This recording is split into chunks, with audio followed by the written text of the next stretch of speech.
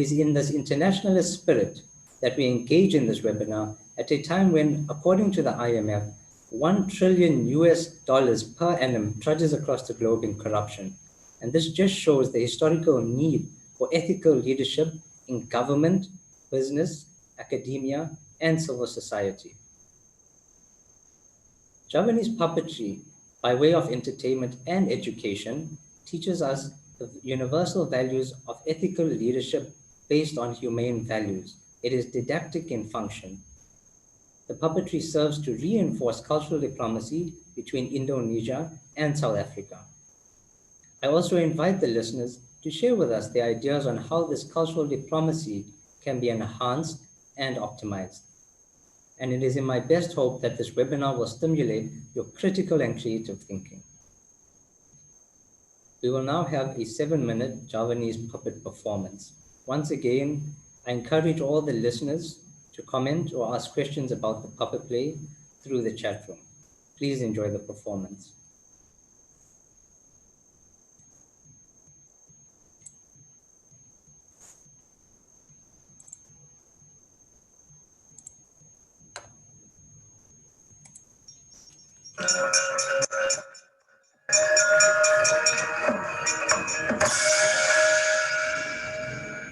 Wonten satu giling satriya. Kula nyuwun pangapunten dipun parengaken kula nyuwun priksa Raden panjenengan sinten? Penemban. Kroyo-royo kula minggah wonten ing ereng-ereng ing Arga Kutha Lunga. Jrenging manah pramu kepengin sanget pinanggiran patuko penemban. Sak mangke gandeng sampun kelampan kula pinanggih kan patuko penemban keparenga. Ing abdipun Arjuna ngautupada paduka penemban Kisawa Sidi. Kula nedya cikla nyantrik dhateng paduka penemban Kisawa Sidi.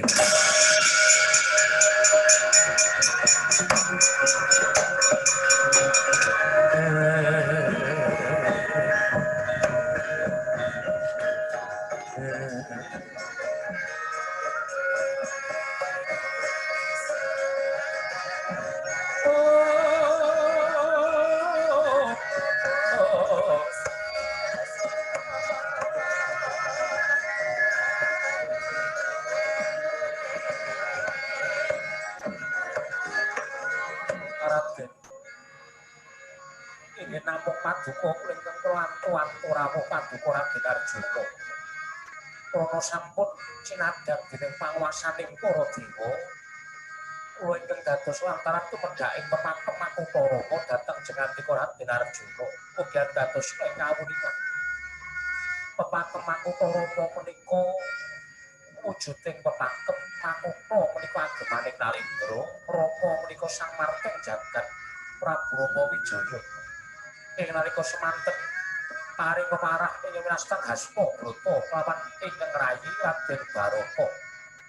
Satemah ingkang rayi Sembada apa wakiling Prabu Rama Wijaya mangreh negari Ngayodya kanthi tata kiti tentrem. Wekasan pepakem menika tumunten wujud kanugrahan ingkang winastan Makutara. Dene sinipun inggih menika winastan Hasta Brata Hasta 8 Brata menika laku. Wolung lampah ingkang kedah tinampahan inggih menika angginaken pewatekanipun setunggal Surya, kalih Candra, 3 Kartika, sekawan mendung gangsal menika angin, 6 geni, 7 samudra, 8 bumi. Surya darbi watak panas nanging ugi dadi sarananing dumadi. Tiyang nalih jumeneng Narendra kedatan saketepi wataking Surya liripun panjenenganipun nata kedah memardi dhateng saisining praja supados sami sregep ing gawe ingkang usananipun tiyang sapraja wau sami angundhu kuruping pakarti. Monggo kalih Candra pakartinipun amadhangi pepeteng watakipun aneng semaken mekaten ugi jumeneng nata kedatan sang saged netepi wataking rembulan. Narendra kedah saged aweh padhang dhateng para kawula ing nandhang pepeteng. Ing angka 3 Kartika wujudipun minangka pepasrening wanci dalu mangsa sepi lampahipun dados panengaranganing mangsa kala. Semanten ugi Jemreng Nata kedah demen olah kasupapan sarta sakatahipun tumindak boten kenging sinar saking kautaman. Mongko sekawan mendung wujudipun gawe giris ingkang samya tumingal. Dene pakartinipun dadya panguripaning sakatahing tetukulan. Nanging ugi dados pangursaing dumadi. Mekaten ugi jejering Narendra kedah netepi wataking mendung menawi pinuju angasta bebenering praja kedah nandhukaken singit wingit namung dawahipun pangandika puhung angegungna para marta menawi dawahaken bebener kedah nganti boten ngantos ambau kapine ora ana kulawarga kulit daging boten kenging dipun bedakaken mongko gangsal pakatinipun angin utawi watekenipun angin pakartinipun anyrambahi sakatahing gumelar nadyan papan keng delik lan ruksik sedaya sami kawaratan dening Maruta. Jejering nata kedah netepi wataking Maruta kedah titi saliring paniti priksa sarta tampil kenging nyepelekaken saliring perkawis ingkang ageng lan ingkang alit sarta demen laku anamur kawula supados cetha anggonipun ningali saliring kahanan ingkang nyata ingkang dumadi wonten saklebeting pengkonira. Ing angka 6 geni watekipun jejeg pakatinipun kawasa ambrasta dhateng saliring kang sesenggolan lawan panjenenganipun. Mekaten ugi sipating nata kedah tansah netepi wataking dauna geni. Rahing nata menika sipatipun angger-angger menawi ngantos wonten ingkang rak angger-angger ing praja boten ketang sempana kula warga Wadyabala lan kawula boten bacindhi lan bajradat kedah sami kedah pinatrapan sisa kang satimbang kelawan kalepatanipun Witu samudra watakipun momot lan jembar mekaten ugi Jemreng Nata kedah bisa netepi wataking samudra inggih menika jembar momot kala becik kedah kamut sarta tangkinging nabet liripun Narendra tangkinging gedhing dhateng sewiji-wiji sabab mapan isining praja menika werna-werna amepati nanging kang ala lan kang becik kedah mapan dados praboting praja wolu bumi watakipun sentosa sarta suci dados nata kedah netepi wataking bumi santosa sarta suci sarta kedah demen anggeganjar dhateng saliring tiyang ingkang purun sarta demen lelabuh dhateng praja sarta boten gumampang kagiwang dhateng hambeking para wadon satemawong sak praja tansah gegulang dhateng raing kasusilan mekaten Raden Penggah ganeping Astabrata ing mapan wonten saklebeting pepakem makutha Rama Raden.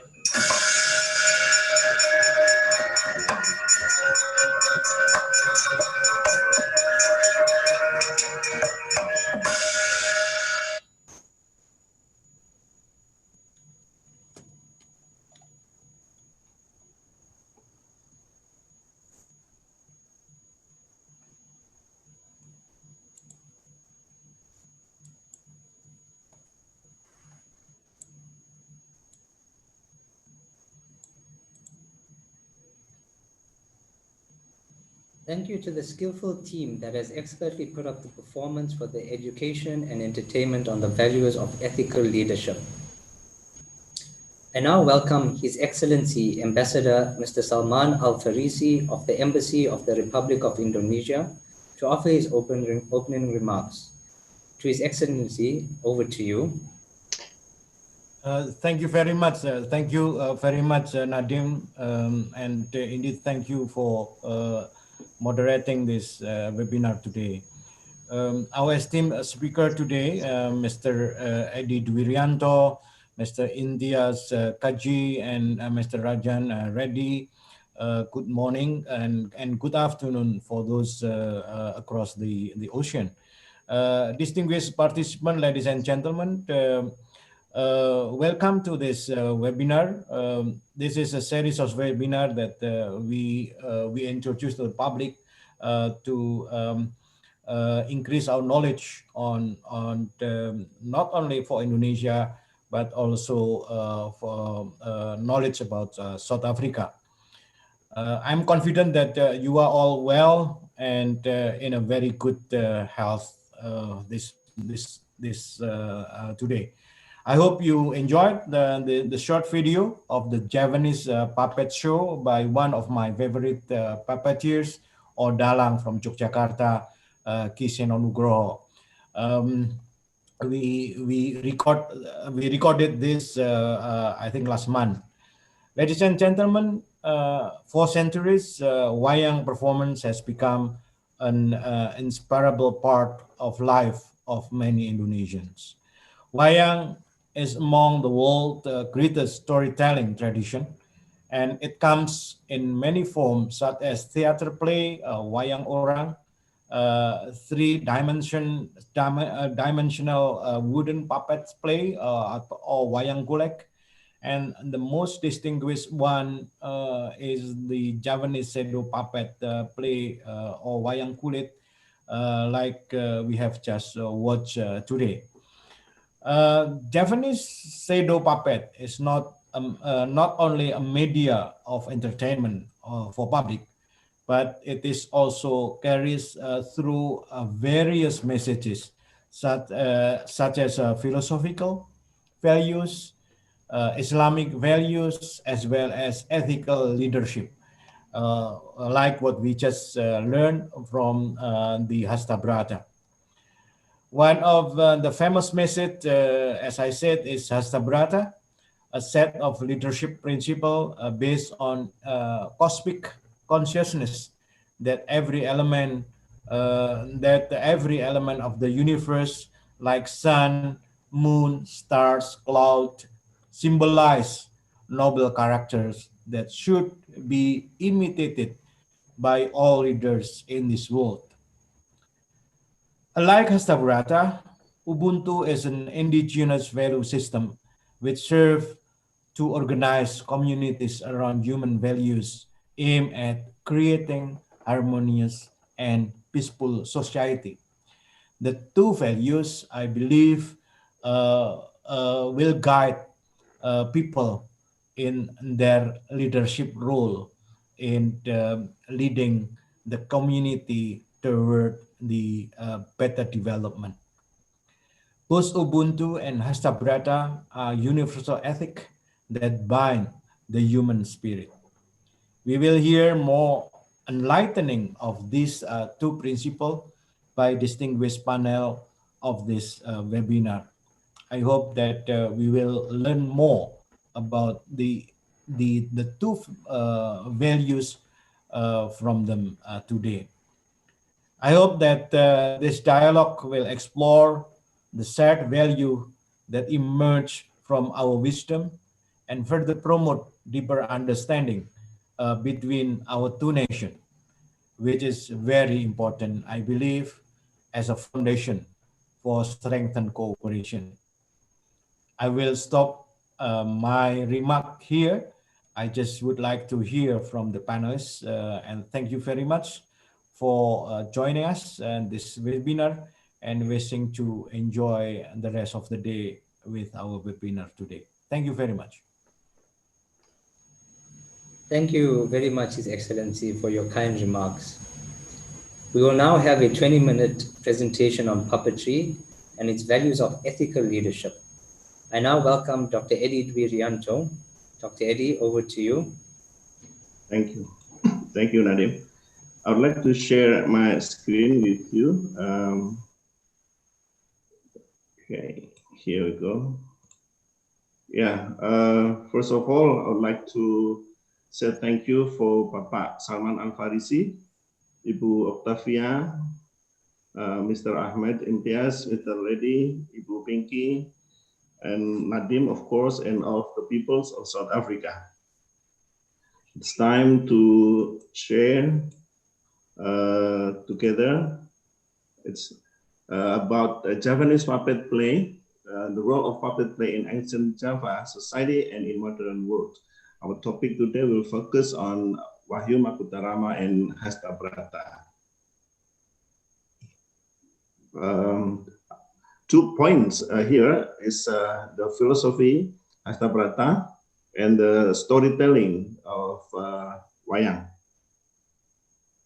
I would like to start with introduction of two important person here. The words from Plato says, those who tell the stories also rule the society 2,500 years ago.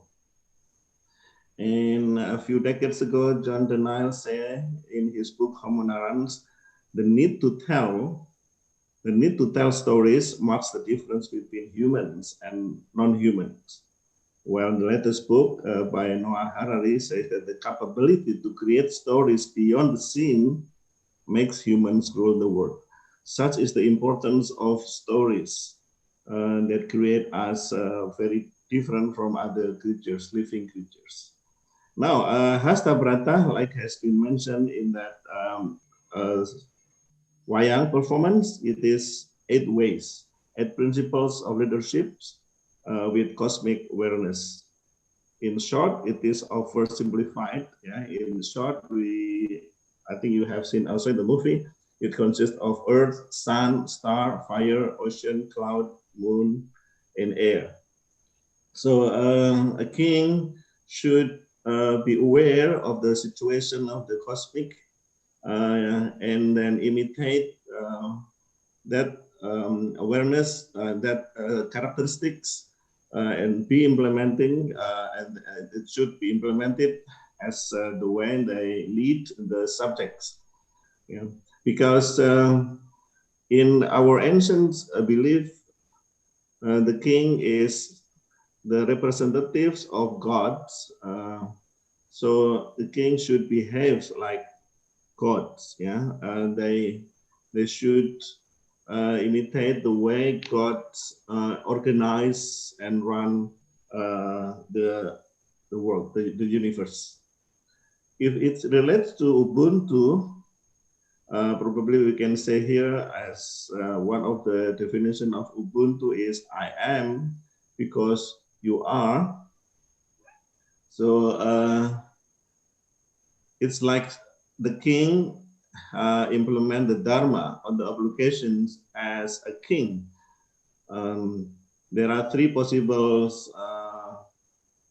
similarities between Ubuntu and Astabrata, like interconnectedness, harmony, and balance. I am because you are, it means that the existence of someone will be nothing if there is no other humans. So a king itself will be nothing if there is no subjects, no people he is ruling. To be a good king, he must conduct a good deed to his subjects. So this is the preconditions of a good king is his implementation of Dharma to his subject. That is the interconnectedness. So a king cannot be a king without his subject.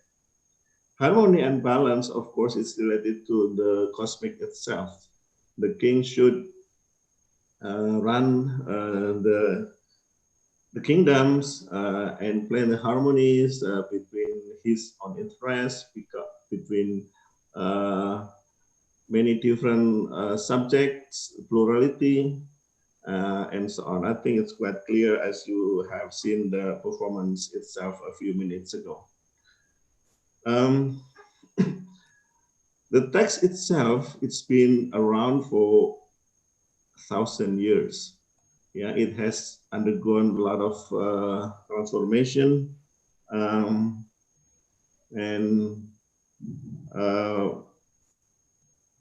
of course, there are a lot of adaptation, a lot of transformation throughout those 1 millennium. In early form, Astabrata can be traced back in maybe in 9th century or 10th century. Yeah, it's quite debatable whether it is 9th or 10th century, but some would say that it is in the 10th century. Please be informed that the forms of the text is not unlike today, yeah, in the form of books. It's very different, but in what we call it lotar probably, or sometimes in a slate, in a, what is it, stone inscriptions. But here is an example of those texts in form of leaves, yeah, some tree leaves here. Okay, the origin of Astabrata can be traced back from Kakawin Ramayana, or the epic poem. Kakawin is from the word kawi, or old Javanese language and alphabet, and it is in the form of epic or heroic the poems about heroes' journey of Ramayana. It has a strong or heavy, very heavy influence from India. It was an adoption or an adaptation from Ravanavad. Yeah. It's one part of the story of Ramayana, and use the metric system, Indian metric system. Probably if you are familiar with the way poems is organized, I think it's the metric system, that there are many different metric system. And in early form of Javanese literature, in old Javanese literature, they followed Indian metric system. So Javanese literary persons did not only follow the story, but also the way they wrote the story itself. However, there are some elements who were originally from local Javanese contexts, as we can see, for example, from the description of the nature and so on. So in Kakawin Ramayana, in the early parts of Kakawin Ramayana, until maybe say Kakawin Ramayana has 30 parts, and from one part until 12 parts, it was very much similar to India, but in the latter part, especially after 17 to 30, it's a bit different. There was a lot of local content, including Astabrata itself. So it was written in ancient Java. Yeah, it will be very important here. I would like to stress here that there will be a need to transform these forms of written text.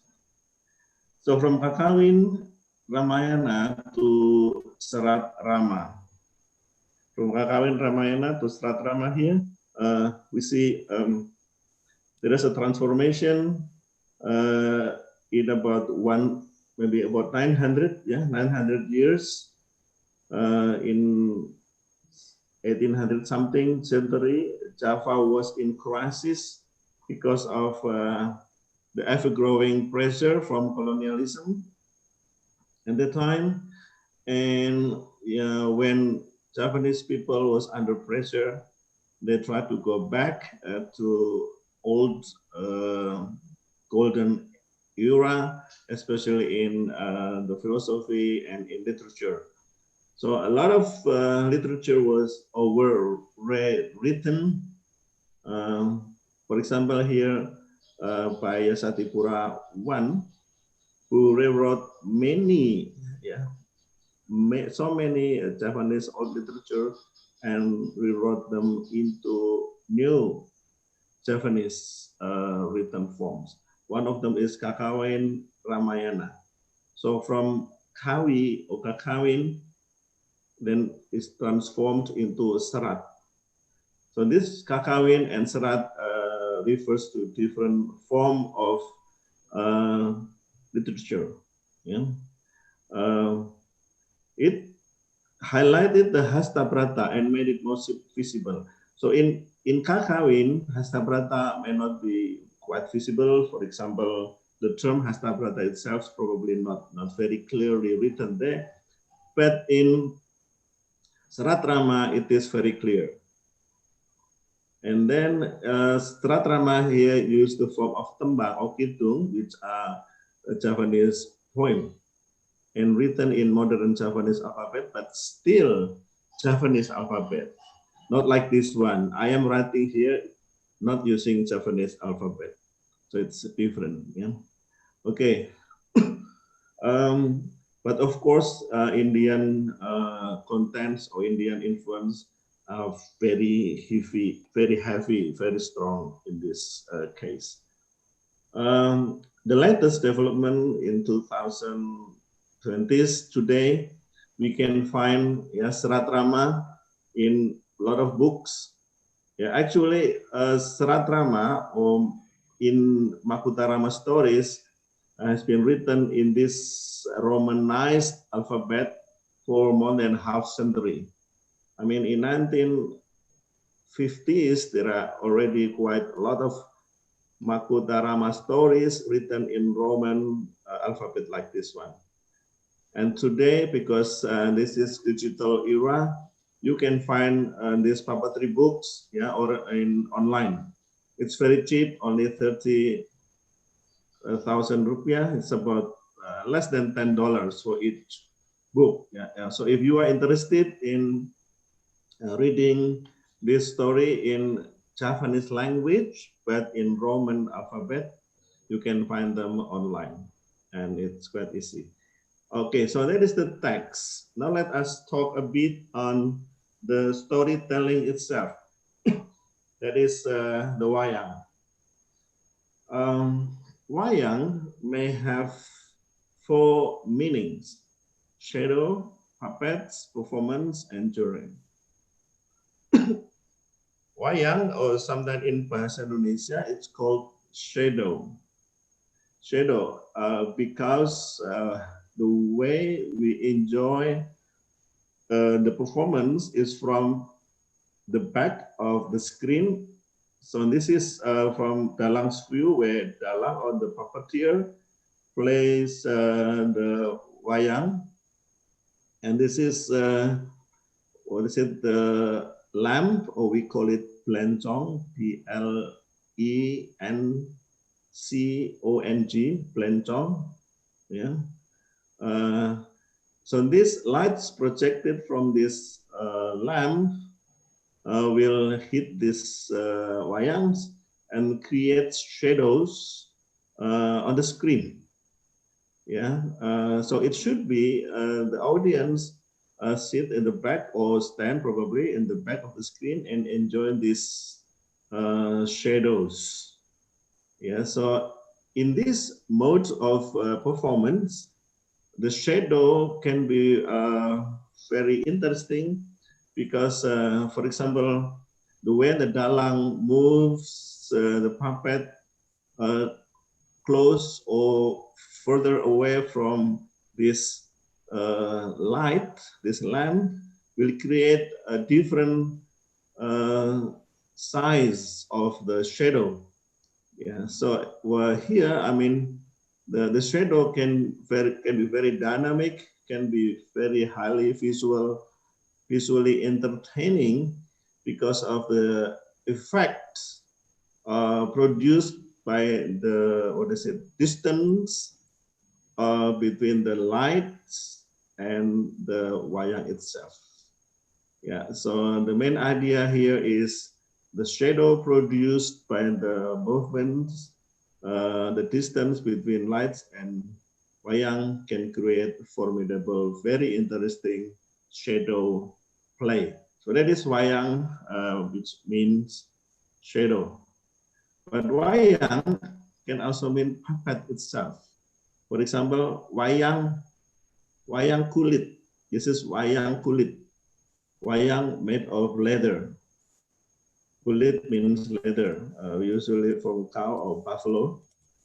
Very beautifully crafted.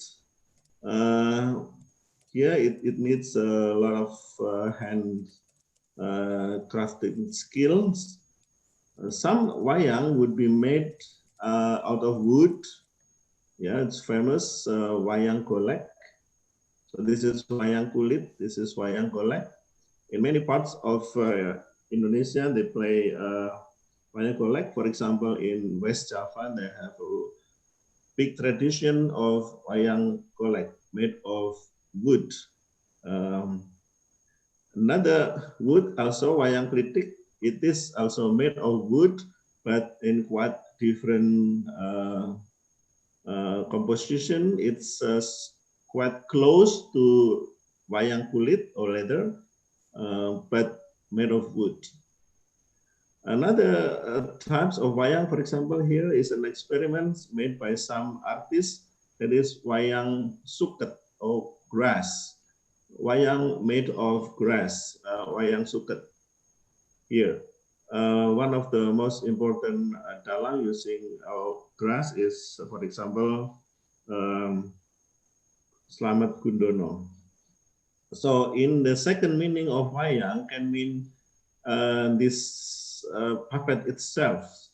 Wayang, the first meaning wayang is shadow, the second meaning is puppet itself. Wayang can also be painted on a piece of clothes like this one, and they call it wayang beber, because beber means beber. You open the clothes just like you open the screen, and you tell the stories. So they do not create wayang individually, but they put them in, they paint them on a piece of clothes here.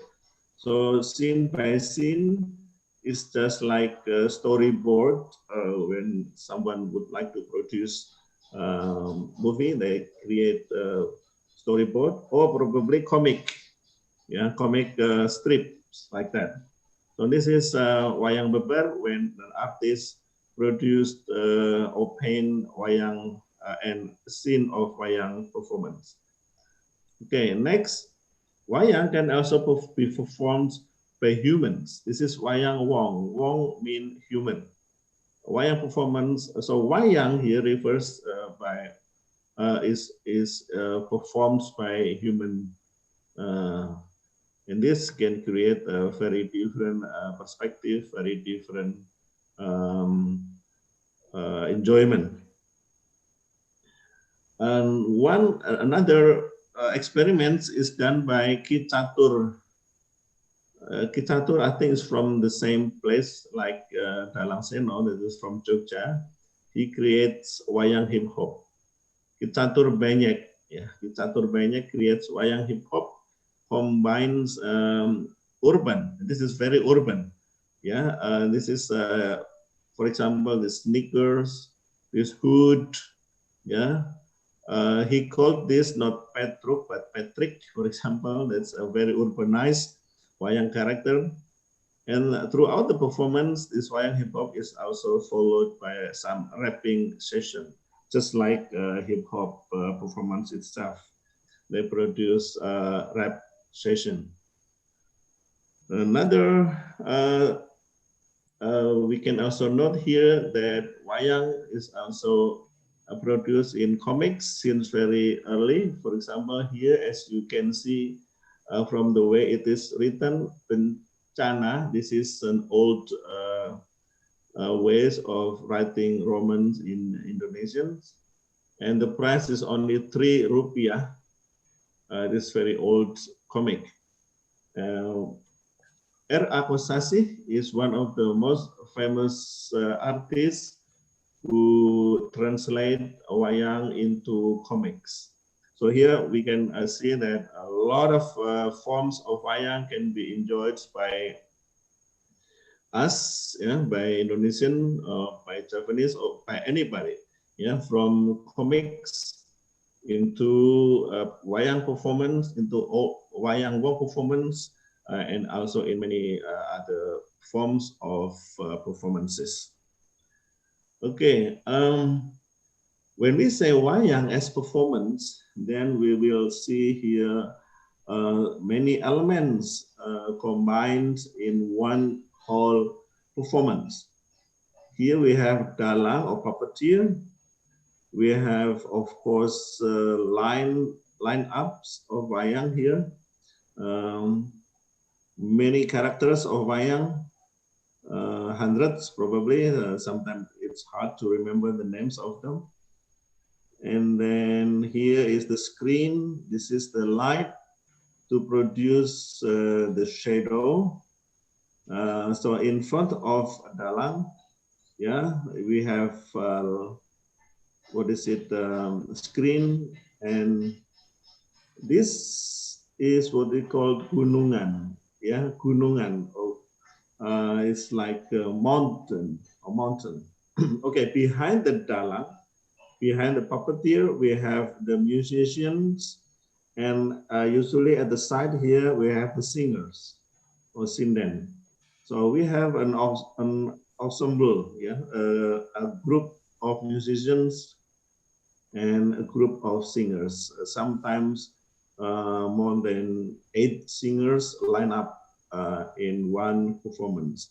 I think it is understandable because it is a one-night show, so they need to, what is it, to take turns to sing. Yeah, because if you have only 2 singers, maybe it's not enough.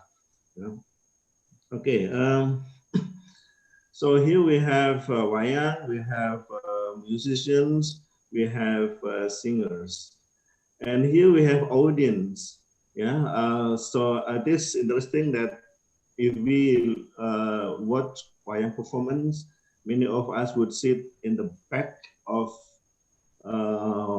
dalang, yeah, but not in the back of screen, so we don't really see the shadow, yeah, but we see in the whole groups of performers here.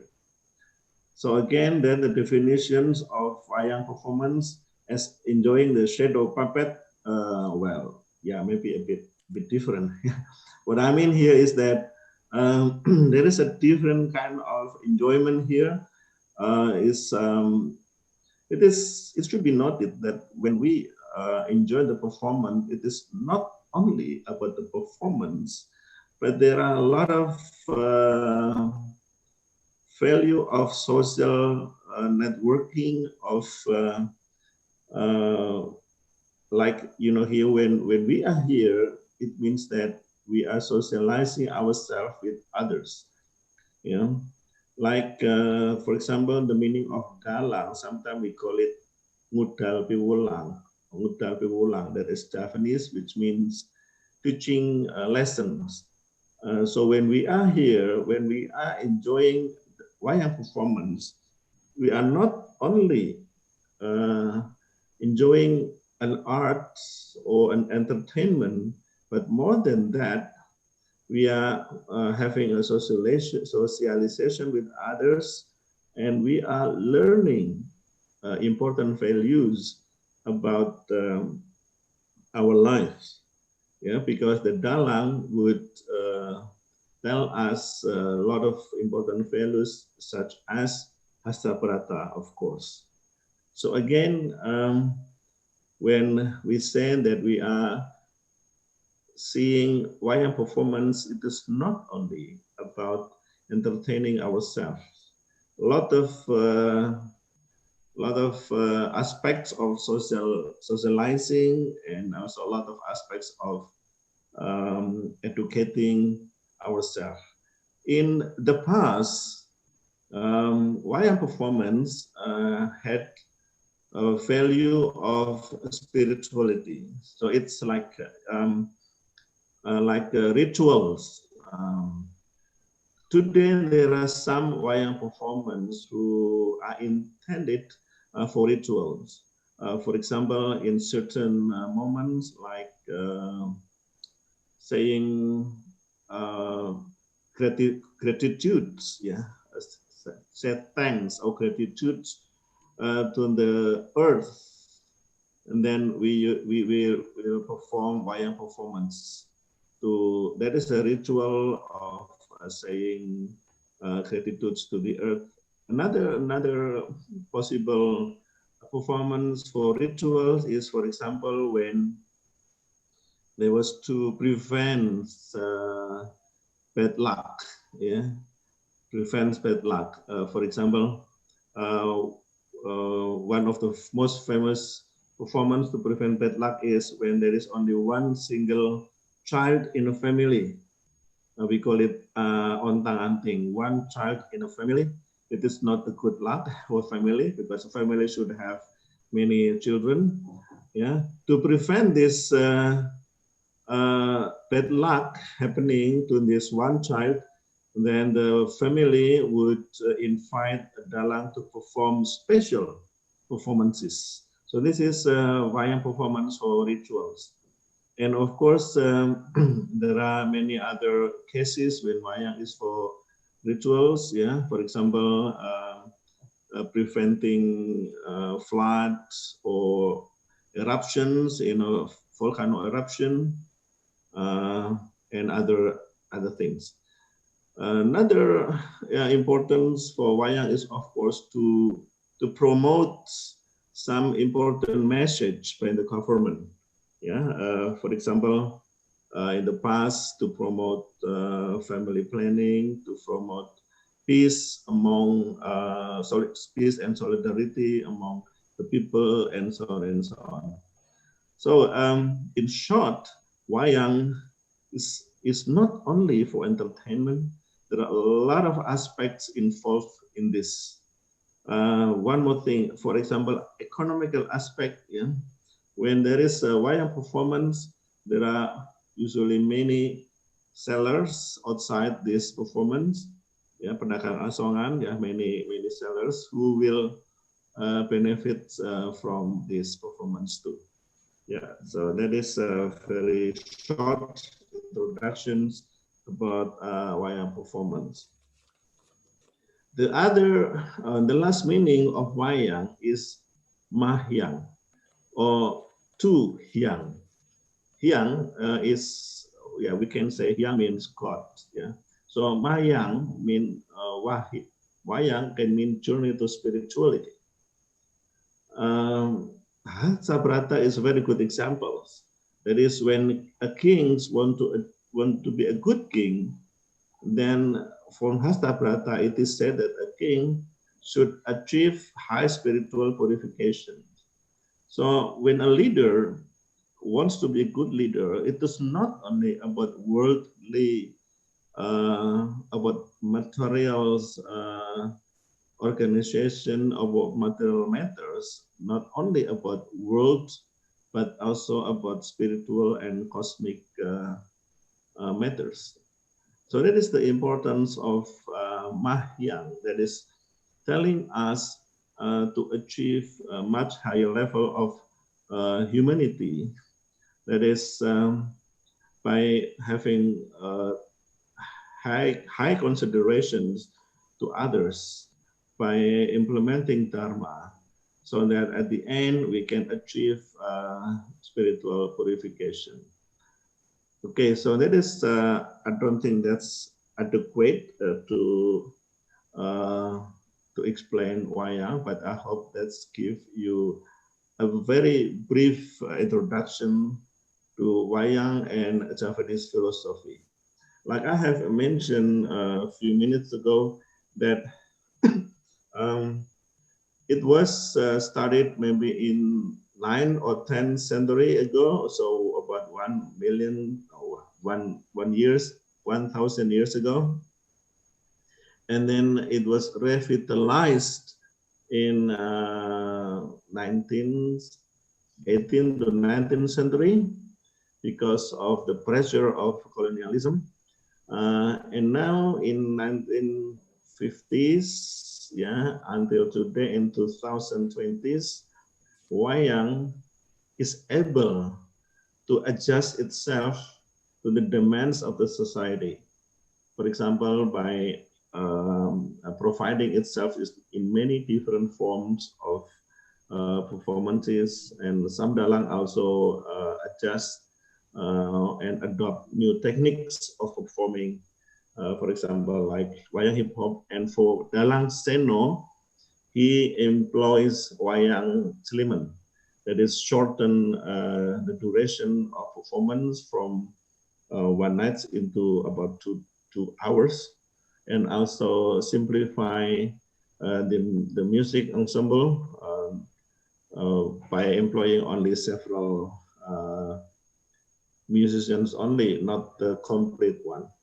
So in short, yeah, for 100 years, wayang as a text, yeah, story, as a story and as a performance, has undergone a lot of adaptation, a lot of revitalization, and it helps Javanese to survive throughout many crises. And I think this makes Wayang always relevant to every context. Perhaps today we are having crisis also. That's why we need to go back to our spiritual and philosophical values. I think that's from me for now. Thank you very much, and I'll give my time back to Nadim. Thank you, Nadim.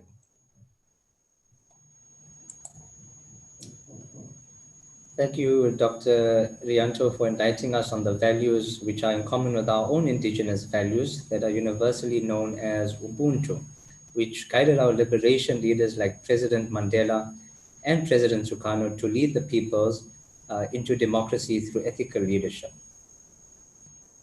I now welcome Mr. Imtiaz Kaji to address us. Over to you, Mr. Kaji. Dear moderator Nadim Aziz, fellow panelists, His Excellency Ambassador Salman Al-Farisi, Dr. Eddie Rianto, and Comrade Mr. Rajan Reddy. It is indeed an honor and privilege for me to be part of this webinar today, and also special greetings with love and peace to every single one of you who've made the time to be part of us with this historic webinar today.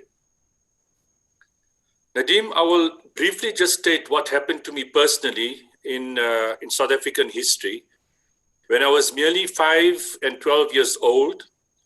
And this pointed me to the need for value-based ethical leadership, because apartheid had woefully neglected human values and ethical leadership. And more surprisingly, and not shockingly, apartheid South Africa had also refused to sign the Geneva Convention on Medical Ethics. Now, under modern democracy, there is a need for ethical leadership and even greater importance for the transition from apartheid legacy to true democracy. And we refer to this as transitional justice. Now, after outlining my brief personal taste of history, I will identify 8 lessons which we can carry forward into our struggle for transitional justice. Now, for starters, I'm the nephew of the late Ahmatimal, and I was only 5 years old when he was brutally killed in police detention. Police claimed that he had jumped to his death from the 10th floor of the notorious John Foster Square police station, renamed Johannesburg Central Police Station. And the 1972 inquest had ruled that Ahmatimal had committed suicide and that nobody was held responsible for his death. We should not forget that my uncle was the 22nd person to have died in apartheid-era police detention, with Lux Martin Luli the first to have died in 1963, and many, many others were to follow. So my journey started at the age of 12, when I started probing my maternal grandmother, wanting to know from her as to what happened to my late uncle. So I had to piece this picture together of what transpired, because we can remember, we're referring to the late 70s and early 80s, where one had no access to archives, there was no political literature, and more importantly, there was no search engine such as Google, that one could do research and find material about my uncle. And this was basically how this journey shaped my life based on values and on ethics. And very importantly, as a young man, as a teenager, I really wanted to avenge the killing of my uncle. And fortunately or unfortunately, the opportunity had never arose for me to avenge his death.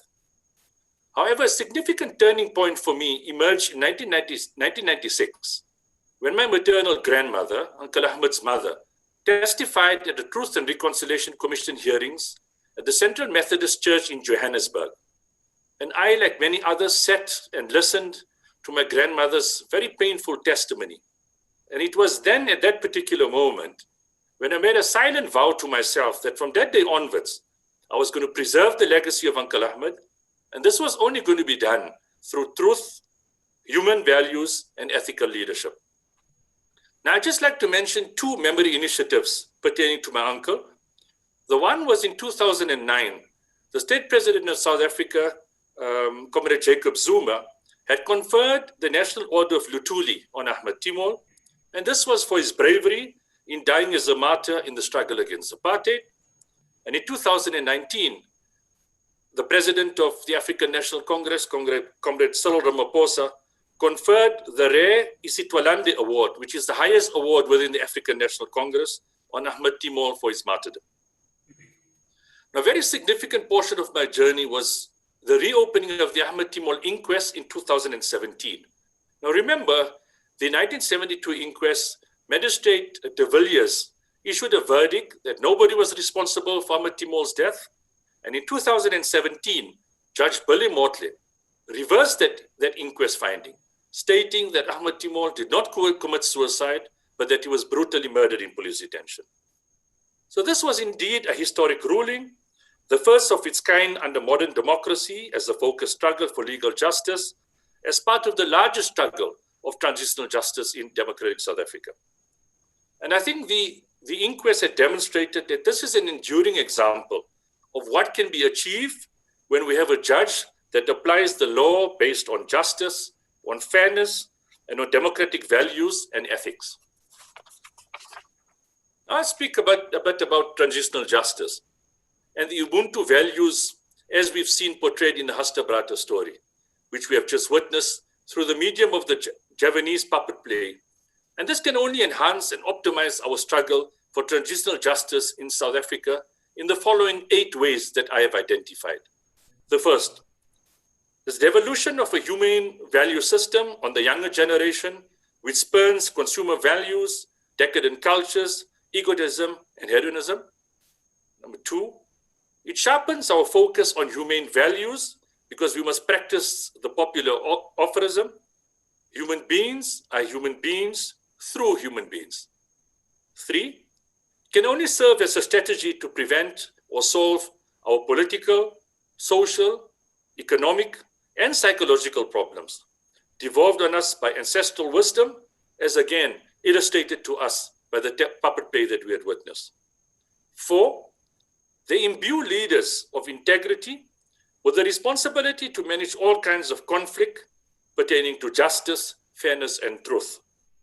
5, they help our leaders to direct, to guide, and control their emotions, their thoughts, their behavioral patterns, and social conduct of their followers. 6, they help our leaders to earn the respect of their followers, to sharpen their leadership skills, and to lead with insight and foresight, and this can only be rooted in hindsight. In this schema, the elders devolve institutional wisdom upon their followers. 7, they can reinforce loyalty and patriotism. And lastly, they can help in leadership training through devolved wisdom that entails the teaching and learning of skills, expertise, and the proper use of power. I think these are very, very powerful 8 ways that we can directly relate to us in our struggle for transitional justice in a democratic South Africa. Now, Ubuntu and Astabrata share many, many such commonalities, which we can enrich we can enrich our struggle for transitional justice in a democratic South Africa. We all agree that there is a need for a peaceful transition to democracy that can only be achieved through political and legal justice for the victims of apartheid era injustices. And my only hope and plea is that this valuable webinar is that the peoples of South Africa and Indonesia can only strengthen their cultural relationships on a sustainable basis. And this is on which Comrade Rajan Reddy can definitely help to guide us. So Nadeem and fellow panelists, and to all of you watching this webinar, let me just conclude by stating that the remembrance of our martyrs should at all particular times serve as an inspiration for us to build a peaceful and a democratic South Africa.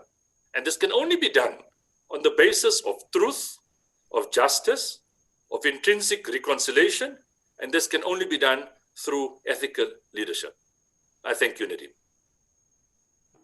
Thank you, Mr. Kaji, for enlightening us on Ubuntu and Astabrata values to ethical leadership, transitional justice, and political and legal justice. I now welcome Mr. Rajan Reddy to address us. Mr. Reddy, over to you.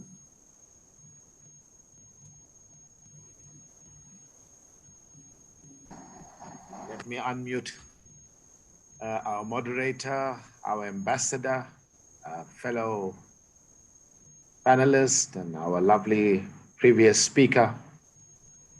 And let me give a special thanks to Professor Harun Aziz, that's also dialing in, and is part of us. Ubuntu, I am because of you. And that is the motto. We always strive in basic human values. And I think coming as the first on earth, we come as human beings. And later, after we adopt a language, or firstly sign language, and then whatever language we adopt, and when we learn to communicate, that's when the problems start, or we can either resolve issues. Then you find that we'll either choose a religion, which if we choose and practice properly, we'll have the right values. And that is where the commonality will always be. And that is where harmony will always be.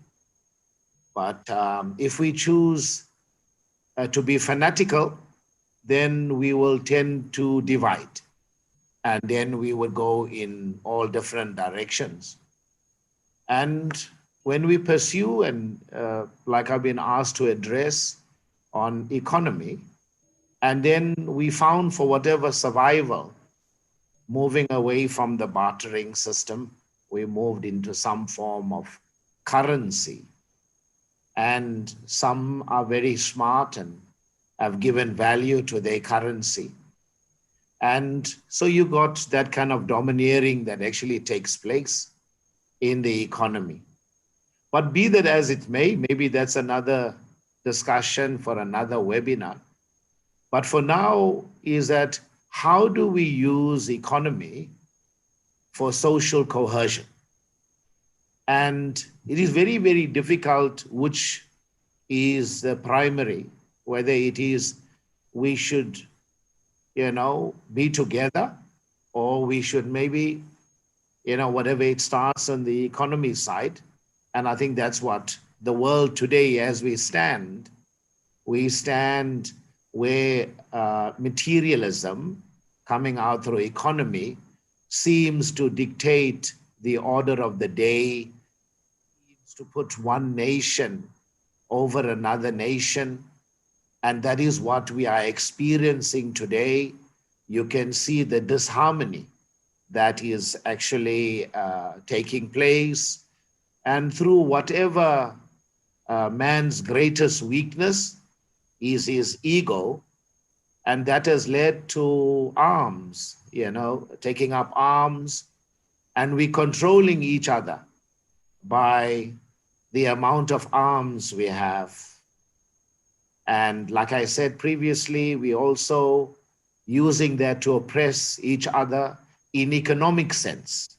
We are giving fictitious value to our currency. We are even bringing other cryptocurrencies, which we're going to further put us in quandary as we move on into the future. And if you see that there is no true value in currencies at the moment, and you cannot, where they remove the gold standard, so you cannot put anything of substance and then trade on any form of an IOU, I promise to pay the bearer on demand, where you're talking about a promissory note, which is a currency. So you'll find there is a lot of nepotism. You'll find there is a lot of dominance, and there's fictitious value. Hopefully one day in the near future, we will all decide on true value. We can either use whatever we want to, whether it's gold, silver, platinum, where it has a value, and we put a value, and not give a fictitious value like crude oil, which I deal with a lot in my industry, is given a fictitious value. Nobody knows the crude value. One will tell you it's $3.50 per barrel. Next one will tell you it's 10, it's 20, 40, 100. It went up to $140. So you're not going to get so much of social cohesion, which is the harmony of a human being at his ultimate.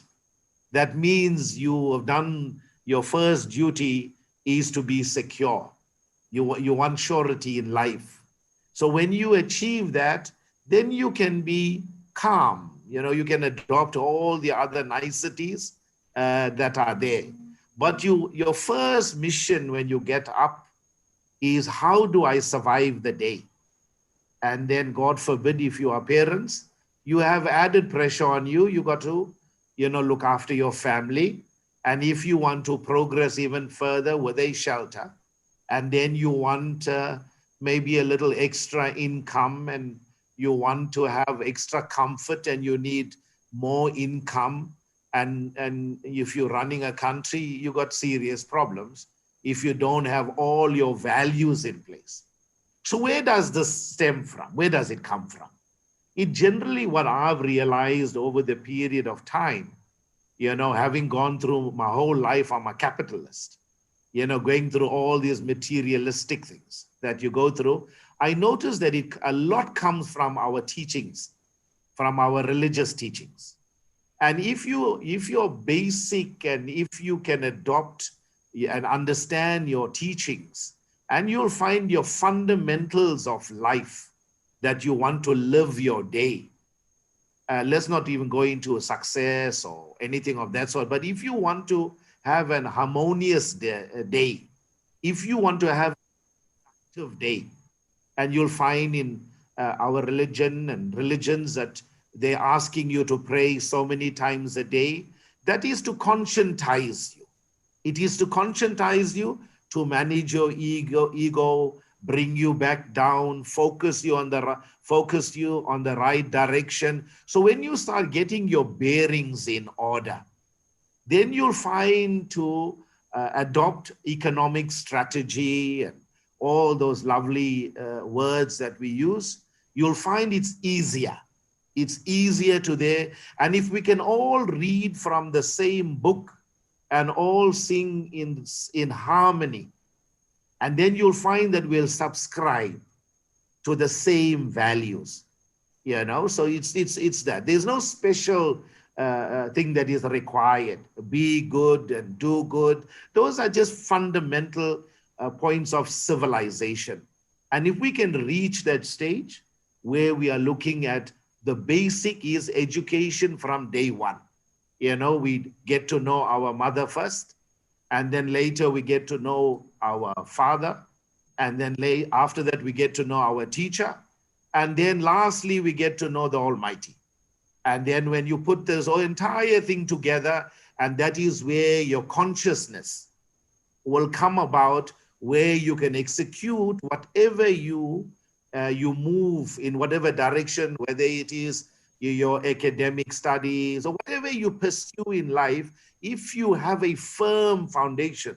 So you must be very, very grounded, in your first 30 years of your life. And if you can move to all that, and whether you live a healthy life and you live all those things, and you become well balanced, and you're ready to have your working life for the next 30 years, from 30 to 60, and then you prepare for your retirement, for your next 30 years, and you'll have a fulfilled life. So economy is one part. You can choose to be a miscreant. You can choose to do dishonest things. You can choose. Life is about choices you make. But if you have the right grounding, and as we were talking about our 8 principles, our 8 tenets, we were talking about our 8 points of foundation. It's all about how do you become well balanced? How do you become well rounded? And that will give you your grounding for you to execute, what you want to come across and do that. So economics is one part of it, but you got to get other things in place, and then you will achieve great success. And any amount of success, we haven't built the best house yet. We haven't made the best car yet. We haven't put together the best suit yet. So it's no use striving for something which we'll never ever have. It's like chasing your own tail, as we will colloquially say in that. So make the best of your journey. Make sure you have your foundation. Make sure you get your grounding right, and then whatever your calling, whatever your passion is, and you can pursue, and most definitely you will achieve ultimate. So thank you for having me today. Thank you, Mr. Reddy, for enlightening us on Ubuntu and Hasta Brata values to ethical leadership, redistributive economic justice, social cohesion, and the struggle to overcome the legacy of racism and to achieve harmony. We will now move over to our panel discussion for 30 minutes. Mr. Kaji, you have persevered in the struggle towards political and legal justice. How can you relate some of the values of Astabrata, such as calmness, commitment, consistency, with regards to your journey in the pursuit of political and legal justice? Nadim, the struggle for truth and justice is never easy. And especially in a democratic South Africa, when we moved from liberation to political power. Because ultimately the challenges of transitional justice lies on the shoulders of those in political power. And the reality is that, we are in our comfort zones, very comfortable, very content. And understandably, we have vast and numerous challenges to deal with on a day-to-day basis. The economy, recession, unemployment, housing, healthcare, transport, education. The list is endless. But the reality is that those in political power find it very, very uncomfortable to revisit our painful past, our painful history, and fighting ultimately for truth and for justice for all our martyrs. And the reality, Nadim and fellow panelists, is that we are faced with new obstacles in our fight for transitional justice. And what is very, very painful, that many of these obstacles come from many within our own ranks, former liberation freedom fighters, who now in the comfort zones, sitting in the corridors of power, become obstacles. And it raises pertinent questions at how is it possible, when one looks at, the powerful presentation by Comrade Reddy on ethics and on values, that we fought this particular struggle to improve the lives of all our people in the country.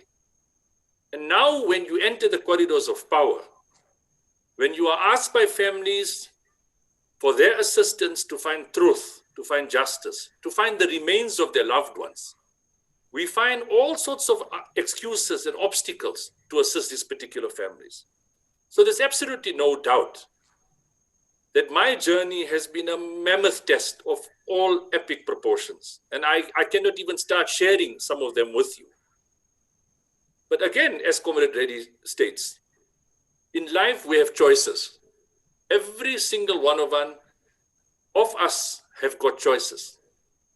Do we enjoy the comforts of a democratic South Africa and conveniently forget the past? Or do we continue the struggle? A different struggle, no longer in the trenches, but a struggle within a constitutional democratic South Africa. So this journey has been a test of my faith, and I've been pushed close to the edge. But however, with the grace of the Almighty, I remain totally focused. I remain totally committed. And the struggle continues, as they would say during the struggle for liberation in this country, a luta continua. The struggle continues. We have an opportunity to revisit and redefine the Truth and Reconciliation Commission in the context of transitional justice, not from an academic or a human rights lawyer's perspective, but from a victim's perspective. And this redefinition, Nadim, is not just in a South African context, but global context. When people have been oppressed and there's been the liberation struggle has been won, there's so-called democracy in place, but transitional justice remains a challenge. So the struggle for truth continues for me, and I'm convinced that I am a voice for the voiceless and have been chosen to convey the pain and agony of many, many others. And that is why I belong to the Apartheid Era Victims Family Group, where we no longer continue the struggle in isolation, but we function as a collective, we mourn as a collective, we fight as a collective. And as the word Ubuntu is just part of the Zulu phrase, Ubuntu, Ngumuntu, Gabantu, which literally means that a person is a person through other people. The struggle continues, a luta continua. I thank you. Thank you, Mr. Kaji, for touching on those points of values of staying committed, being consistent, even through when the struggles change, we also need to be adaptable towards it and staying calm through this whole process. Mr. Reddy, how does Ubuntu describe in the sense that we are all bound together, that there is a oneness to humanity, and we achieve ourselves by sharing ourselves with others and caring for those around us, translate to your struggle towards economic justice and social cohesion? Moderator, it's a very loaded question. I must tell you that. But let us break it down. Looking at that, from there. Like we said, Mandela said, it's in our hands. And what we did, in the early years, and Professor Harun and the late Mr. Timol, their mentality was very different, and they said we need to have political emancipation. And one of my personal contribution was the economic emancipation. So I've been, firstly, I needed to survive, Comrade Imtiaz. I had to survive and put food on the table. And then what I decided as we went along is, how do I gather knowledge that I may share, my knowledge, my experience, and we don't want to overdo it on the expertise. So I was putting models in place. So if you look at what our wonderful colleagues, the Indonesian, this bilateral, what we're doing, this webinar that we are doing, we are sharing, we're building a bond, which we've never ever did. So the first point of departure is, it's either a first step, in my case, it's a first drop of oil, whatever it takes to get done. So this is what we need to do now. What are the Indonesians good at? We share that on a portal. What are we good at? We share that on a portal, an economic portal, which Professor Harun Aziz and myself, we've gone quite far with that. So what we're going to learn, Comrade Imtiaz, we're going to learn firstly what our conquerors and our colonial masters did brilliantly. They fought for something. But what all of us did, we are fighting with someone. Now, when you fight with someone, you don't get very far. But when you get together, you can colonialize the entire world. Look at the language we're communicating. It's not our, ethnic and indigenous and our vernacular. Just look at how we have been brainwashed. So the time has come now is for us to create our own economy based on our own strengths and our future R&D. So our research and development, which must start now with our people, investing in each generation to be better than the next generation, so that we will own our economy. And if you want to trade with us, we'll trade with you on equal ground and not from a subservient point of view. So once you must get rid of the slave mentality. You must regard yourself as an equal human being, and that is why we must share our knowledge, we must share our expertise, and therefore we must do that. So we become a powerhouse, and we need to defend ourselves, our sovereign state, holistically. So we must try not to be tempted by all the media. Remember, the media is owned by our opposition. It's owned by our colonialists, is by all those people. This is exactly, that's one of the points. We don't get to see what our Indonesian brothers and sisters are gifted at. We're not buying from, they're not buying from us. So the money is leaving. We don't touch our money many times. That is, wealth is created when you touch your money as many times as possible. When your money leaves your hand, it's gone. So the economy, this is what is being asked of us, and make sure we address that. Thank you for that. Thank you, Mr. Reddy, for touching on the importance of sharing of expertise and best practices, and also supporting local economies towards economic justice and social cohesion. Mr. Kaji, when we look at Ubuntu as essentially about togetherness and how all of our actions have an impact on others and on society, what are some of the ways in which we can instill these values in our societies towards transitional justice and political and legal justice? Well, Nadim, just being part of this webinar, watching the presentation, one has got many new ideas and suggestions, that has never crossed your mind before. And this is exactly what Comrade Reddy is referring to. That we can no longer continue functioning in silos and in isolation. And this is precisely my relationship with Professor Comrade Harun Aziz has done. It has broadened my scope.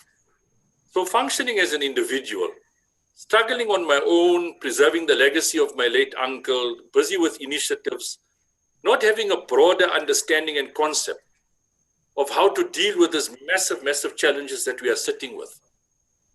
Today's webinar has clearly demonstrated that we can no longer continue functioning as individuals. We need to function as a collective, not just in a South African context, but in a foreign context. And today's webinar has demonstrated that there are lots of practical scenarios that we can learn from our Indonesian counterparts. The issue of storytelling, for example, it is a massive challenge in a democratic South Africa, a massive challenge. One of the things that we've done as the Apartheid Era Victims Family Group is simply just to celebrate the anniversary of our fallen heroes and our heroines. A simple press release, a simple short video clip, just to pay tribute to our martyrs, is something that has not happened before. Families have continued for decades mourning in silence, repressed their painful sorrows, that it is too difficult even to talk about the death of their loved one. And today we clearly see and demonstrate that there are different avenues, different forms for us to celebrate our loved ones. I mean, storytelling is a practical example, and it does not always evolve around huge budgets and financial resources. It's about creativity, it's about having a political will, it's about commitment to ensure that the legacy of our martyrs continues living. So there are many new opportunities and new avenues that I, as an individual, I've been witnessing on a day-to-day basis, listening to Comrade Reddy, listening to our brothers from Indonesia, having this discussion with you, is broadening my base. Because for many years, I've endured on the struggle on my own. Within the family circles, people repress these memories because that is the easiest way of dealing with it, that you don't talk about this. And what I've managed to do is that I've managed to translate years of anger, years of hatred that I had for the racist apartheid regime, years of wanting to avenge the killing of my uncle, to turn this anger into something constructive. And this has brought me into this term of transitional justice. And transitional justice, not from an academic perspective, because victims don't understand the different terminologies that comes from academia and from human rights lawyers, but from a simple humane perspective, to say we've lost our loved one. We live in a democratic South Africa. We've got voting powers. We're going to local elections next year. But what does all of this mean? And that is why the input of Comrade Reddy is so relevant and powerful for me, that we don't function as individuals, because we, I think in a capitalist democratic South Africa, continue focusing on ourselves and thinking the more I increase my bank balance, the better house I drive, the more fancy holidays that I have, you know, it's going to make a difference in society. And the reality is that history has taught us, your bank balance is not going to save you. It is your contribution to society. It is your contribution to humanity. It is your value system. And the challenge that we face, Nadeem, is we need to redefine our value system from people that were oppressed, that were liberation freedom fighters, coming from families who lost loved ones, to that of a family in a democratic South Africa that continues the struggle, but a struggle in a different form. That continues the struggle where we no longer live confined to group areas, like where we live in old white traditional areas, but yet our value systems are not lost. And that is why the puppet play today is very, very significant for me, because we need to find different creative forms of storytelling. We need to convey the message to the youth of South Africa that they're now so engulfed in the labels and the fancy cars, because this is what they see, that they are so tempted because of they see the corruption, the rampant corruption and looting by those in political office, thinking that this is the way that we should conduct ourselves. So we need to translate our pain, our painful history, our legacy of our fallen heroes, our heroines, our martyrs, translate it into democratic South Africa. Convey and converge our pain into positive energy so that we continue making a difference. We don't remain stuck in the past, because this is not what we are all about. It's about making a difference and ultimately inspiring us to be better citizens in a democratic South Africa, to improving the lives of all the people of the country and the globe. Because the challenges that we face are a global phenomenon.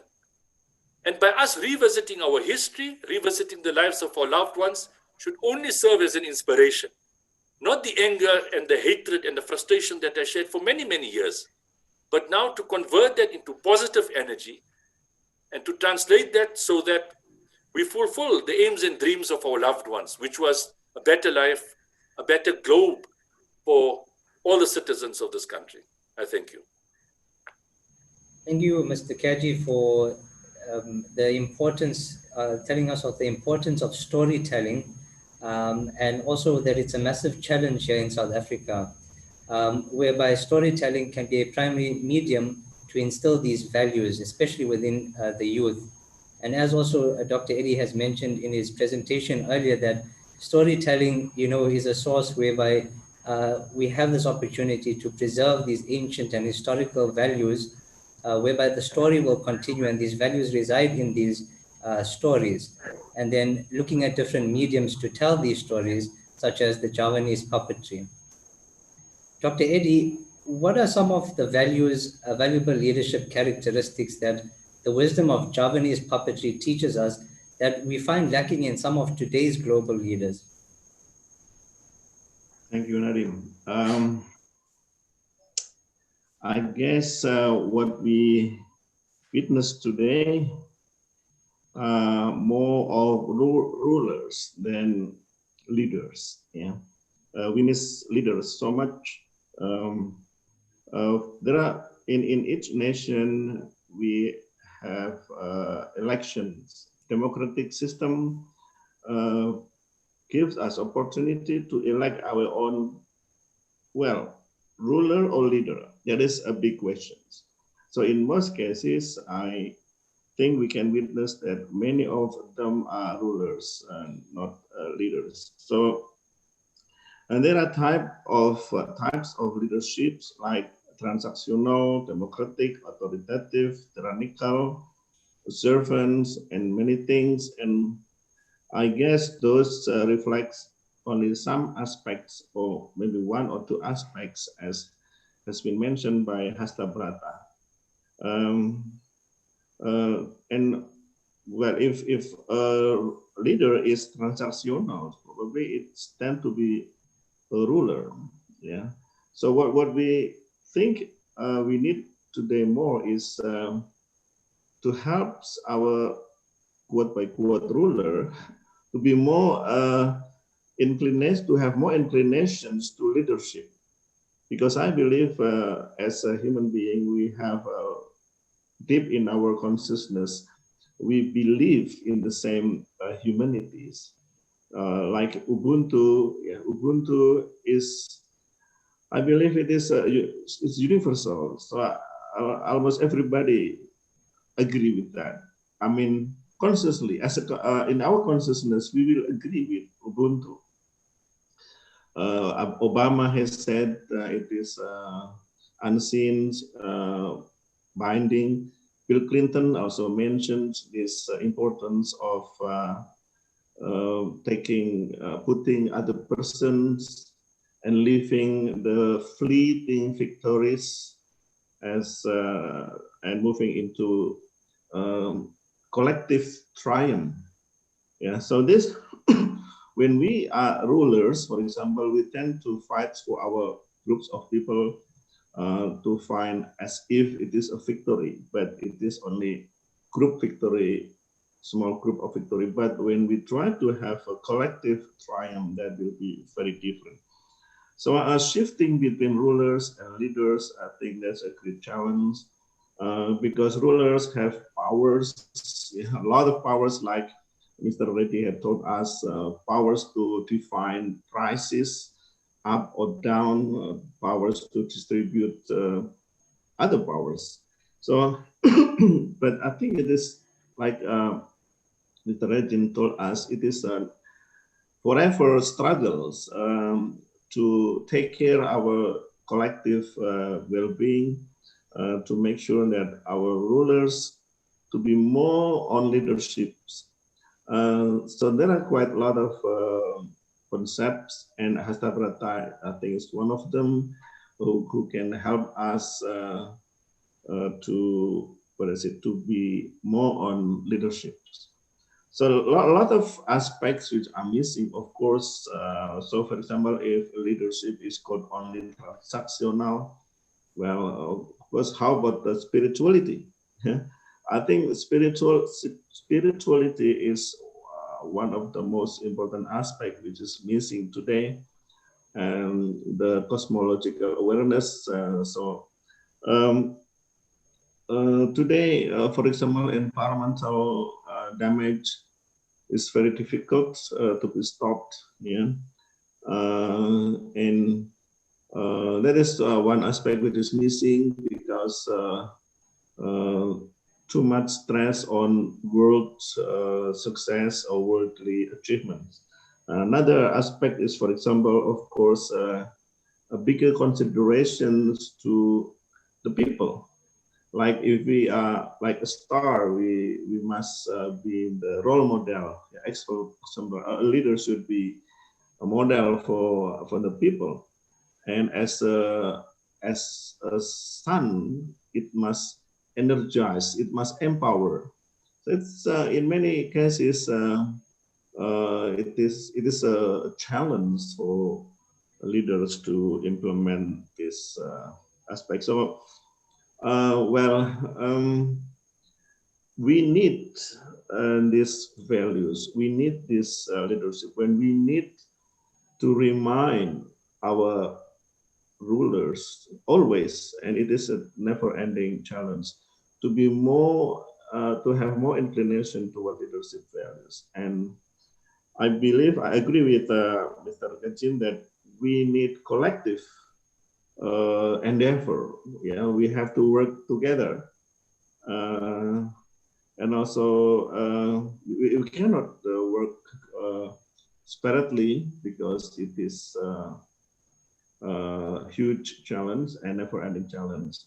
And thanks to this, possibilities to communicate across nations, and so I hope that working together across nations can be much easier. We can learn from each other. I think that's great opportunities. Yeah, so there are a lot of missing things, but we can work together. This communications technology can help us, like this webinar, for example. So let us share more things in the future because it is never-ending challenge. So, well, let's work together, and step by step, probably we can have some more practical things to be implemented. We can have a better future. We can teach our youth using, yes, for example, storytellings and so on. I think that's for now. Thank you. Thank you, Nani. Thank you, Dr. Eddie, for touching on that. Perhaps we have more rulers than leaders in today's time, and that we need to have more inclination towards ethical leadership, and which also ties into the speech that Mr. Kaji had given earlier on devolving wisdom to the youth in the forms of ethical mentorship. And I think it's also very important for the youth to be able to choose wisely as who they also see as mentors. And as you've also mentioned in answering the question, that perhaps we need to look at spirituality first, as perhaps that is most lacking in today's leaders, and spirituality in the sense of having a goal towards a greater good. Mr. Reddy, as Astabrata teaches us to find sort of a higher purpose in life, in the sense of having a long-term goal that sees to our well-being mentally, physically, emotionally, spiritually. What is the need for ethical leadership when it comes to long-term goal setting in life? Ready? That for Mr. Reddy. Yeah, yeah, Nadim, it's it's more like more what we say a parallel integration.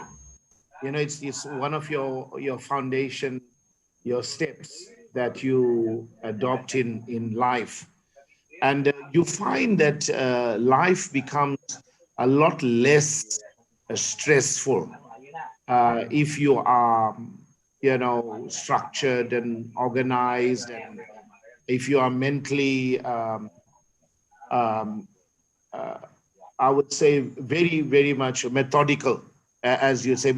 It takes a lot of work, to be at it. When you surround yourself early childhood, and if you have the right teachings and the right grooming, and you'll find that you'll always find time to do everything when it's needed to be done. If you look at your hand, your 5 fingers, as you would say, as a practical example, every finger has a different purpose, and is a different length and a different strength and everything. But you need to control it. And when it's well controlled, you'll find that it works in absolute harmony. You can create such fantastic art like our puppeteers. But that is the completeness you are talking about. You're not born into completeness. You want to be born into normality, functional. But when you want everything to work in harmony, it takes lots and lots. And that's what you're talking about, is the very essence of Ubuntu. I am who I am because of others. Everybody invest in you. So I'm sitting here and maybe taking a little bit glory, and maybe hogging the limelight. But there's so many people invested in me. So many people have made me to who I am, that I am today. So today I must not get carried away and start. I must still keep my feet on the ground. I must still be practical. I must be pragmatic, about life. but it takes that, it's an ultimate where it's not the suit that I wear that makes me to be valuable. In a case like that, it's not all the material things that is, you must become so, coherent in life that, and that is what our religious teachings teaches us. If we can just understand the teachings and adopt that, you'll find everything that, even the question that you asked me, you'll be answered in a very, very practical and pragmatic, like I would say, in that point of view. So it's what you're supposed to do, when you are 1 year old and 2 year old, and as you go in life, you cannot, like we always ask someone, a typical example, how many years experience you got? They'll say, I got 30 years experience in my job. 30 years, wow, okay, fine. And then you ask them, excuse me, how long did it take to learn your job? So it took me around about 4 years to learn the job. So you haven't got 30 years experience. Okay, it only took you 4 years to learn your job, but you're doing the same job that you learned in 4 years for 30 years. But in life, it's different. You mustn't remain the same in life. That's not the purpose of life. Life it's a journey. You can't go back in life. So everything you do today is a foundation. It's a layer on your foundation for tomorrow and for future. So this is basically, economy is just one thing, that is one part of that, of the 8 legs that we have to go through. So don't be too carried away, with the Mercedes or whatever whatever sort of triggers your ego. That is just, it only has 3 months shelf life. Then you got to worry about the installments and everything after that. That is what life is all about. Enjoy the moment, be your best, do your best, look after your health, and your wealth will come later from your health. Thank you, Nadim. Thank you, Mr. Reddy, for touching on ethical leadership in relation to long-term goal setting, whereby, if you're saying if your values are right from the start, then your intentions will be right, and that will carry on to be a driving force towards a long-term goal, which essentially could and will benefit others around you. Thank you. Yes. I do also believe that we do have another expert on Wayang joining in today, Ms. Eva Christian van Raymond. Ms. Eva, would you like to give us some insight on your expertise of what has been discussed today? Yes, thank you so much, Nadim, for having me, for also to the embassy in Pretoria for having invited me. I am delighted by everything that I've heard. Thank you so much to the 3 speakers. I came in contact with Wayang Kulit as a restorer of puppets, of the puppets themselves, the actual material cultural value that holds so much information. All the information that we have spoken about now is actually embedded in the figures themselves. This is where I started, and I fell in love with the philosophy behind the puppets. And I think this happens to very many young people at the moment in Java. Just last year, I spent 2.5 months in Yogyakarta, and I had a very young team of young students, art students with me to film me, and they were all in the beginning of their 20s and hadn't been acquainted with a performance of Wayang Kulit themselves. And through me, they came aware of this, and they were, it's just clear how young people fall in love when they understand the values of Wayang Kulit. And it was enriching for me to see that it is there. Everyone can understand these values. And I think this is also what the speakers have said so far. It's a universal knowledge that we're all longing for. So we have this materiality, and we're being overloaded by materiality. Also the digital world, it's so much information, and it really is stress. So a big thing about nowadays is really how do we relieve ourselves of all this input and all of the stress. And for all of those that have experienced the Wayang Kulit performance, and this starts in the evening, you know, once it's cooled down and once the sun has gone down and it's dark enough to show shadows. The community or the invited guests then gather at around 8 o'clock in the evening, 9 o'clock in the evening, and they stay until midnight, until 3 o'clock in the morning. They have this, you have the gamelan orchestra, you have, it's such a beautiful experience and a relaxing experience. So stress is not an issue in a Wayang Kulit. That is why all ages are there. I mean, mothers will also bring their 3-year-old children, because it is storytelling, as you say. Storytelling is something that relaxes the mind and dreaming. It's like dreaming with open eyes, right? I mean, when we sleep, it's regenerating sleep when we dream, and this is why in this relaxation, these thoughts really go very deep inside, and everyone that is listening to the performance feels safe and spiritually also. Just as it's like an embrace, really. The gamelan orchestra, the singers, it's a beautiful performative art. So the shadows, you often think it's just a flat shadow, but it's 3-dimensional, and not only that, it's 4 or 5-dimensional, because you have the sound, you have the feeling.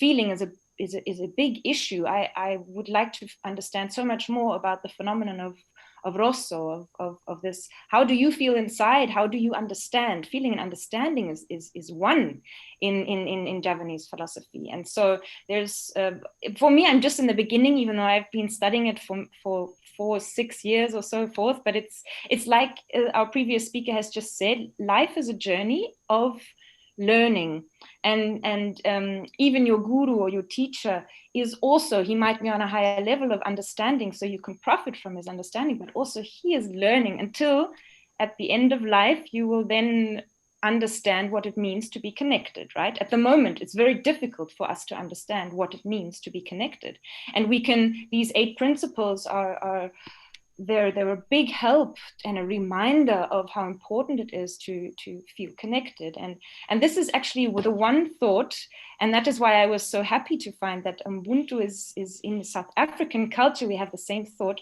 that that inspired me the most. I read it from a German.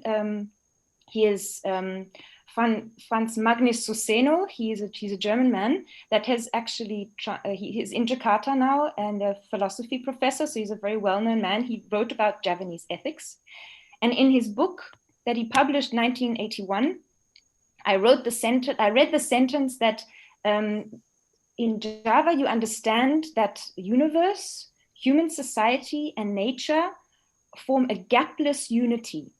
So it's a unity that there is no gap in between. And for us, philosophically, it's difficult to explain and to understand, especially in European society. You have these different scientists, and you have the nature scientists there and the psychology scientists there, and you have all this discrepancy, all these diversities, and seldomly you read that everything is connected. And meanwhile, it's the essence of all knowledge, of all understanding, and of all ethical Handlungen, ethical deeds. So in Wayang Kulit, how I read, very often you speak about how every action you do has an effect to other people's actions. And of course, if you are a leader, your actions have the most effect because you are a role model, but also the decisions you make, they have an effect. But in a small society of your own family, every action you do, in your own career, every action you do, it always has an effect. So you can't actually take yourself as an individual. And in our Western culture, it's in some way, in individuality, it is treated as if it's true, and it's not even true. So I studied philosophy before I started material culture, and now social anthropology. And that is one of the big understandings that European philosophers, that we aren't really individuals. It's like our mind is, it's like a mistake in our mind, but we have to make this mistake, otherwise we can't live. We have to function, we have to eat, we have to sleep, we have to take care of ourselves. So we have this misunderstanding, and obviously Indian philosophy has understood this for much longer than European philosophy. So, but Wayang Kulit really can be seen as a contemporary art that through storytelling And through the different figures, it is able to bring this knowledge to today. So there are many figures that, like Semar, for example, is a very important figure. And he will always explain to the audience what these leaders of Arjuna or Rama, these high social or government figures, what their problems are and why these problems are same problems that we have. So it's very entertaining, of course, because it's the best thing to laugh about the mistakes we make, obviously. and that is something that is a big issue in Wayang, that you can laugh about your mistakes also, obviously, but there's fighting going on. And I was once asked just recently in another webinar what I think about the fact that there is so much violence in Wayang Kulit. So this must also be a contemporary issue or not. So I think I'll leave it here, but I'm so thankful for this webinar because the contributions of the speakers has been so inspiring and wonderful to hear how inspiring Wayang Kulit really is and how contemporary it remains. And maybe just one note, I have come to understand that it is even older than 1,000 years, that it is even, you can't actually date it back. So it's really quite a timeless art performance that we have, that we are dealing with. Thank you, Ms. Eva, for your input, your valuable input. We are almost at the end of our time for our discussion. I would just like to pose one more question. We've got just under a minute left. To you, Ms. Eva, if you may be able to answer this. Some participants are wanting to know that how come over the past 350 years, especially here in South Africa, and with the history of the Indian population and Indonesian population being brought to this country, how come they haven't sort of managed to preserve this culture of puppetry? Perhaps you'd be able to answer that or have a bit more knowledge on that. Well, I must say it is a wonderful question to read that the interest is there, that South African citizens would be interested to experience Wayang. And I'm sure that Dr. Eddie would agree that Wayang Kulit really does live by the puppeteer.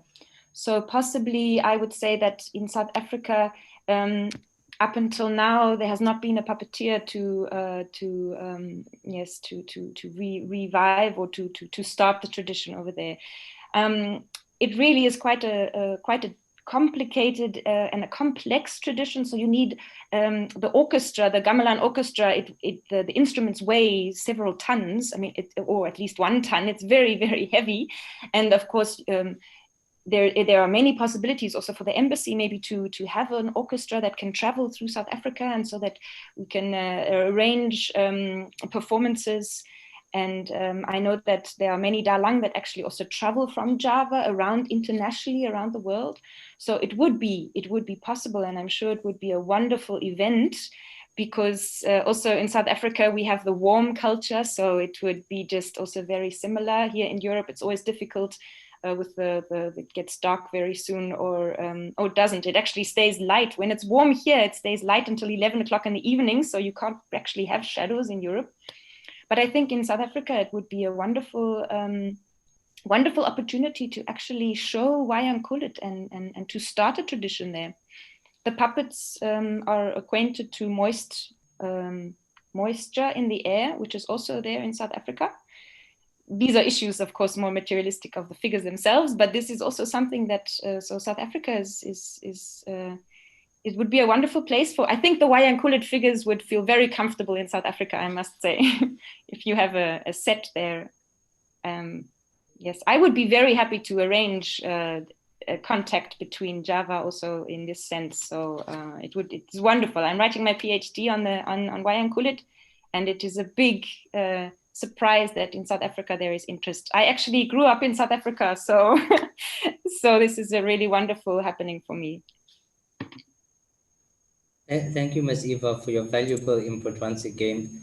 Unfortunately, we have run out of time for our discussion, question and answers. I know we didn't get to ask all of the questions that the participants would have liked to be answered. However, we will sort of archive this webinar and attend to those questions at a later time.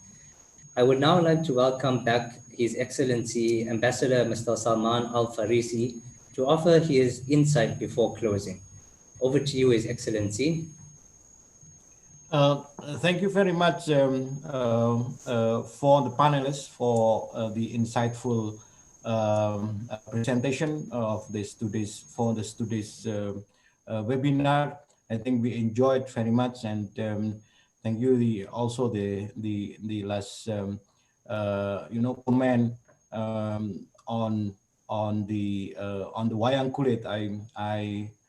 I was encouraged by the idea that it would be great to perform wayang kulit here in South Africa.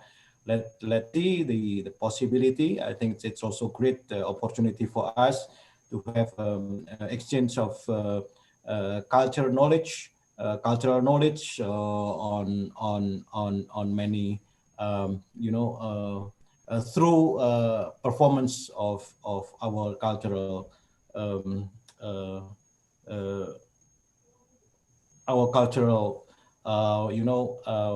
like wayang or whatever we have indeed. But for me, I think the two values, Ubuntu and the 8 ways are about leadership, which is very important for us in this, even in this very moment. I think leadership is very important. We experience a lot of struggle, and the leadership was the way that we can win our struggle to the independence what we enjoy right now. But again, I'm very encouraged by the reach of our discussion today, and thank you very much all the panelists. Thank you all, as well all the participants who are very active. I see the list of questions there, and indeed not all of the questions can be answered today, but let's continue our discussion. Let's continue our contact. Let's continue our engagement on many issues, not only on culture, but also on economic, on social, and even education. I'm happy that we have a PhD on wayang kulit here in South Africa. I'm very happy to see her one day. And I love wayang kulit very much. Almost every night I have enjoyed wayang kulit from YouTube, because now technology provide us with a very valuable opportunity to enjoy the cultural performance. Again, thank you very much, and thank you very much, Mr. Moderator, for moderating our discussion and for making our discussion very lively. Thank you. Assalamualaikum. Thank you very much, His Excellency, for your insight. Just in closing, in rounding up, I would like to reiterate the importance of this webinar on the historical and political relationship between Indonesia and South Africa. Historically, our relationship dates back to 1668, which was 352 years ago, with the arrival of political prisoners and slaves at the Cape from the Indonesian archipelago. And politically, our relationship between the two countries dates back 65 years ago, in 1955, when the Indonesian government invited the ANC to participate in the historic Bandung Conference, which is now known as the Non-Alignment Movement. The conference helped the ANC to place itself firmly in the tricontinental movement of Asia, Africa, and Latin America. In closing, I would like to end off on two thought-provoking questions. One, how do we take the lessons from this webinar forward? And two, how should the listeners out there, especially the youth who are the driving force of our society, instill these values within themselves and influence societies like once President Mandela and Sukarno did? To our guests of panelists, His Excellency Ambassador Mr. Salman Al Farisi, and most importantly, to those who have taken the time this morning to join in on this webinar, your active participation and contribution is appreciated. Thank you. We will now end this session. Thank you very much. Thank you. Bye-bye. Thank